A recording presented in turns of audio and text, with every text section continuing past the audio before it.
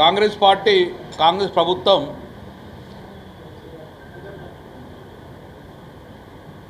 Kamareddy declaration పేరుతోటి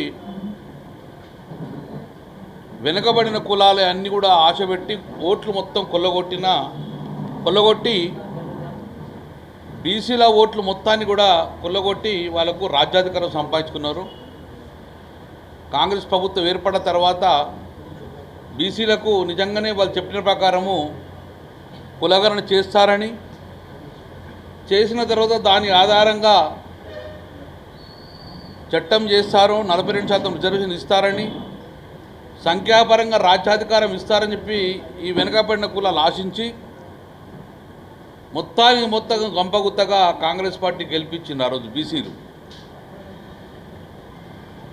సరే కులగణన చేస్తామన్నారు, ఆశపడ్డాం. చట్టం చేస్తామన్నారు, ఆశపడ్డాం. అసెంబ్లీకి పిలిచిండ్రు, నిజంగానే చట్టం చేస్తారని భావించాము, మాకు అవకాశం ఇస్తారని భావించాము.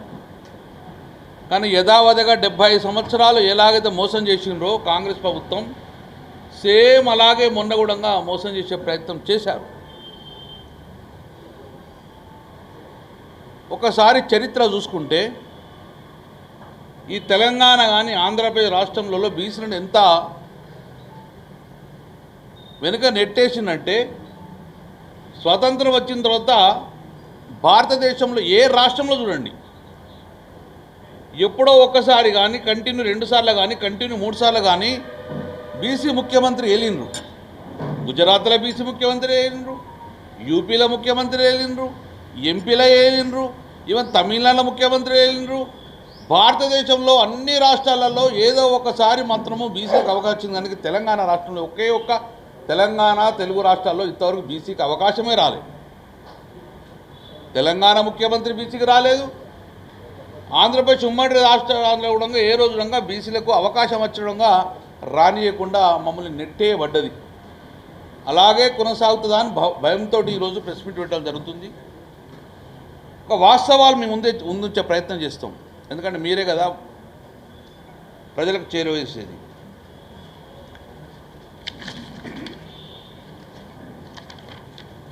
తెలంగాణ రాష్ట్రం ఏర్పడిన తర్వాత గౌరవ ముఖ్యమంత్రి కేసీఆర్ గారు తెలంగాణ రాష్ట్రం ఏర్పడంగా సంఖ్యాపరంగా రాజ్యాధికారము బీసీలకు అందివ్వాలనే ఉద్దేశంతో నేను ఆన్ రికార్డ్ మీకు ఎందుకు చెప్తున్నా అంటే, 16/11/2021 అప్పుడు నేను మంత్రిగా ఉన్నాను. కేసీఆర్ గారు ముఖ్యమంత్రి ఉన్నప్పుడు నన్ను పిలిచాడు, నాతో పాటు ఒక బీసీ కమిషన్ ఏర్పాటు చేసిండు. 16/11/2021 బకలాపురం తోటి ఒక బీసీ కమిషన్, 3 మెంబర్లతోటి ఒక చైర్మన్ తోటి బీసీ కమిషన్ వేసి నేను పక్కకే ఉన్నాను. ఆ రోజు ఏం చెప్పిందంటే, మీరు ప్రతి ఇంటికి సర్వే వెళ్ళి సంఖ్యాపరంగా ఓట్లు బీసీలు ఎంతమంది ఉన్నారు కులగణన చేపట్టండి. కులగణన చేపట్టిన తర్వాత దాన్ని క్యాబినెట్లో అప్రూవ్ చేసి అసెంబ్లీలో తీర్మానం చేసి వారికి ఫలాలు అందజేద్దాం, ప్రభుత్వ ఫలాలు అందజేద్దామని చెప్పి ఆ రోజు కేసీఆర్ గారు ఆదేశించారు. సరే వాళ్ళు కులగణన సర్వే స్టార్ట్ చేసిండ్రు. మొదలుపెట్టే ప్రయత్నంలో అప్పుడే ప్రభుత్వాలు మారిపోయిన తర్వాత అప్పుడు మన 16/11 నాడు ఎప్పుడైతే కమిషన్ ఇచ్చిండ్రో అదే రోజు జీవో నెంబర్ 9 ఇచ్చారు. ఇక మీకు చూపిస్తాం, మీకు కాగితాలు పంపిస్తాం. ఇది జీవో నెంబర్ 9 ఎప్పుడు ఇచ్చింది? ఇది 16/11/2021 అప్పుడు బకలాపురం చైర్మన్ తోటి 3 తోటి జీవో నెంబర్ 9 కేసీఆర్ గారు రిలీజ్ చేసిండ్రు. అలా క్లియర్గా ఉన్నది కులగణన చేయమని చెప్పేసి. మీరు శ్రద్ధగా 9వ నెంబరు జీవో పక్కకు పెట్టేసినాం మనం. ఇది దాని తర్వాత ఇది ఏమిచ్చిండ్రు, బీసీ బ్యాక్వర్డ్ క్లాస్ నుంచి అప్పుడు నేను మంత్రి బీసీ బ్యాక్వర్డ్ క్లాస్ జీవో. ఇది చాలా శ్రద్ధగా వినండి. బ్యాక్వర్డ్ క్లాస్ బీసీ కమిషన్ సంబంధించి ఇది అప్పుడు నేను మంత్రిగా ఉన్నా. దాని తర్వాత ప్రభుత్వాలు మారిపోయినాయి. 3 సంవత్సరాల తర్వాత ఆ బీసీ కమిషన్ ఒక రిపోర్టును జనవరి 29 నాడు ప్రభుత్వం సబ్మిట్ చేసింది. 2024 29 జనవరి నాడు ప్రభుత్వం సబ్మిట్ చేసింది. అప్పుడు కేసీఆర్ ప్రభుత్వం లేదు, రేవంత్ రెడ్డి గారి ప్రభుత్వం వచ్చింది. అప్పుడే వాళ్ళు అనుకున్నారు, ఈ గుదిబండ మాకెందుకు పెట్టినవే బాధ అంటే, తప్పదు సార్, ఒక కమిషన్ ఏర్పడ్డది, ఆ కమిషన్ మీకు ప్రభుత్వం సబ్మిట్ చేయాలని చెప్పేసి, సబ్మిట్ చేసి నిర్ణయం మీరు తీసుకోవాలని చెప్పేసి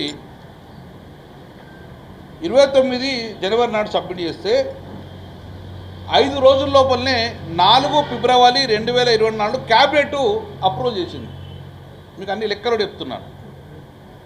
4 ఫిబ్రవరి 2024 క్యాబినెట్లో ఇమ్మీడియట్గా దీన్ని అప్రూవ్ చేశారు. చేసిన తర్వాత కరెక్ట్ ఇమ్మీడియట్ 10 రోజుల లోపలనే అసెంబ్లీ ఏర్పాటు చేసిండ్రు. 16 ఫిబ్రవరి 2024 అసెంబ్లీ ఏర్పాటు చేసిండ్రు. 16 ఫిబ్రవరి 2024 ఆ అసెంబ్లీలో ఏం చేసిందంటే, చట్టం చేద్దామని చెప్పేసి అందరు అభిప్రాయించుకుందని చెప్పి ఆ రోజు చేయడం జరిగింది. ఆ రోజు నేను మాట్లాడిన దీని మీద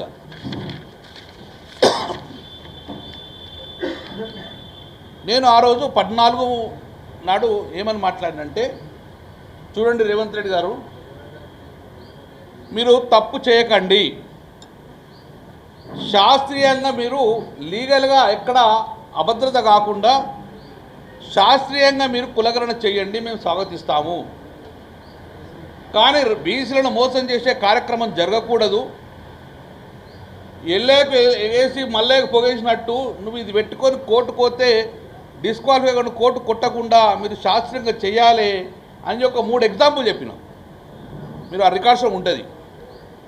బీహార్ ప్రభుత్వం కూడా